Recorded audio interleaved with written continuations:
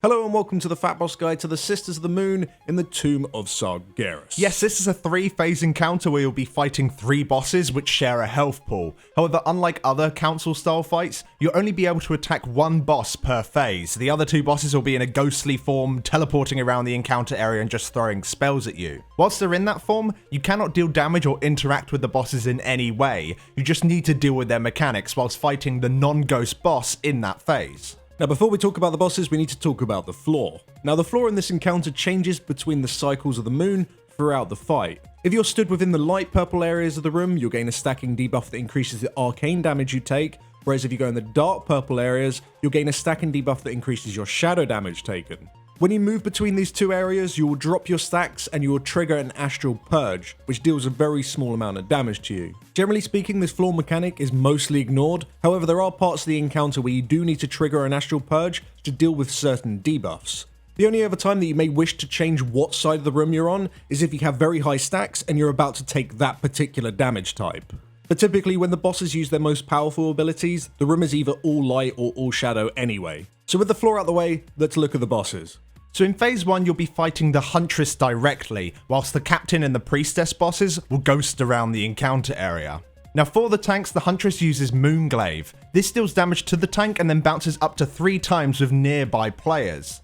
The tanks want to make sure they stand on top of each other, just to ensure that the Moonglaive bounces between them and not to the poor melee DPS. Now the initial target of Moonglaive will receive a debuff which reduces all incoming healing and absorbs by 75% for 30 seconds. Now you can either wait out this debuff by having the other tank taunt, or you can run to a different coloured area in the room and trigger an astral purge which will remove the debuff early. If you are able to trigger an astral purge, then you definitely should, as the ability does come in quite frequently and there could be a situation where both tanks are taking the reduced healing. Apart from this, the huntress will also mark a player with Twilight Glaive. This points an arrow towards that player and then throws a glaive at them, dealing damage to anyone in its path. The marked player wants to make sure that there is nobody between them and the boss just by moving away from other players, whilst melee DPS make sure they don't stand in front of the arrow. And that's actually all the huntress does. She doesn't really do that much, but of course you do have to deal with the 2 other bosses' abilities. Aside from dealing small bursts of unavoidable shadow damage to players, the captain will be placing Twilight Volley zones on random range players, which deals high ticking shadow damage to anyone who stands within them.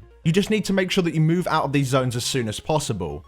All ranged players should avoid standing in melee when this ability is due to come in, because if it spawns in melee, it will do a ton of extra damage to them and force the boss to be moved around. Now for the priestess, apart from her doing small bursts of unavoidable arcane damage to players, she will also be applying moonburn debuffs to players on a timer. Now this debuff deals high ticking arcane damage for 30 seconds, however the debuff can be removed early by triggering an astral purge. Anyone who has this debuff should definitely trigger an astral purge as soon as possible. Fortunately, the timer for this ability seems to line up pretty frequently with the room changing colour, which always gives you an opportunity to remove the debuff early by switching sides. Now when the room becomes either fully dark or fully light, both the captain and the priestess will cast their ultimate abilities. However, on normal mode, only the captain will cast it in phase 1.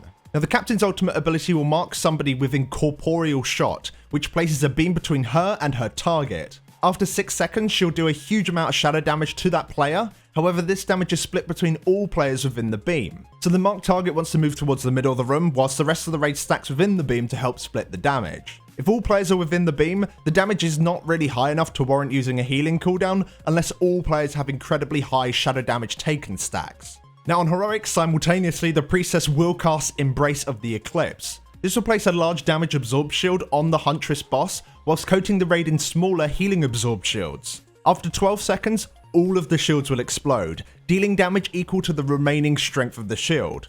So DPS need to make sure that the huntress's shield is removed as soon as possible, whilst the healers top players up.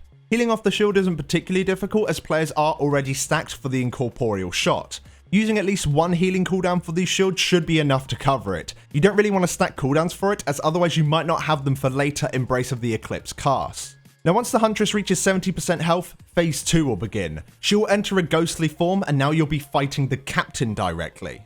Now in phase 2, the captain maintains her Twilight Volley ability, so ranged need to make sure that they continue to stay away from melee, but she has lost access to her incorporeal shots, so you don't need to worry about that anymore.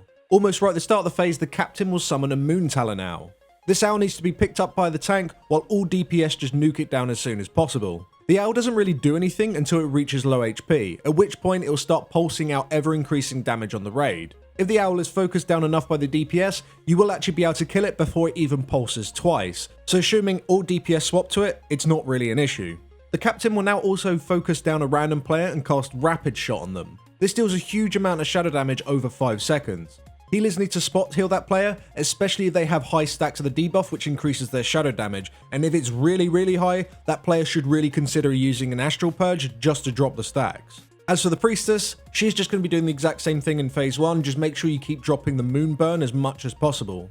Now, aside from just dealing small bursts of damage to the raid, the huntress will now continue to throw her twilight glaives. However, as she is teleporting randomly across the room in her ghostly form, players are far more likely to get caught out. Everyone in this phase really needs to keep their eyes on her, just so they can avoid the glaive the best they can. Now, once again, when the room becomes fully light or fully dark, the priestess and the huntress will do their ultimate abilities, and on normal mode, only the priestess will use her ultimate ability in this phase, which once again is the Embrace of Eclipse. This does the exact same thing, and players just need to be stacked up, healed up quickly, whilst removing the shield on the captain within 12 seconds. The huntress ultimate ability that happens simultaneously is Glaive Storm. This will throw a glaive from her location directly through the middle of the room towards the other side.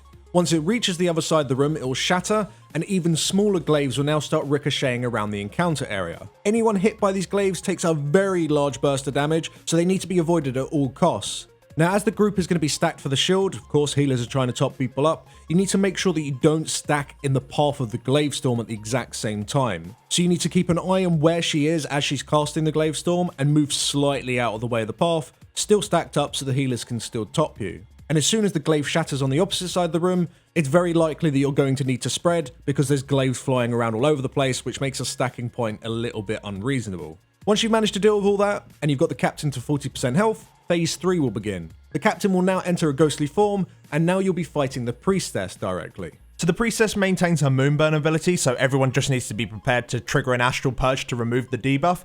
However, she has lost access to her Embrace of the Eclipse ability during this phase. Now, the priestess applies a stacking dot to the tanks called Lunar Fire. Tanks just need to taunt off each other around 2 stacks just to keep the damage under control. She'll also be casting Lunar Beacon on players.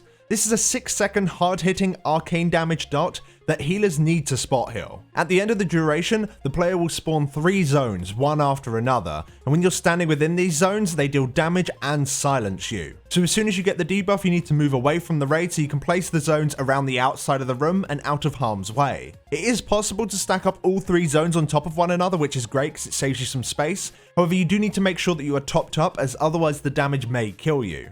Now, both the captain and the huntress have the same ghostly abilities as before. The captain will be doing Twilight Volley zones on range players, and the huntress will be marking people with glaives.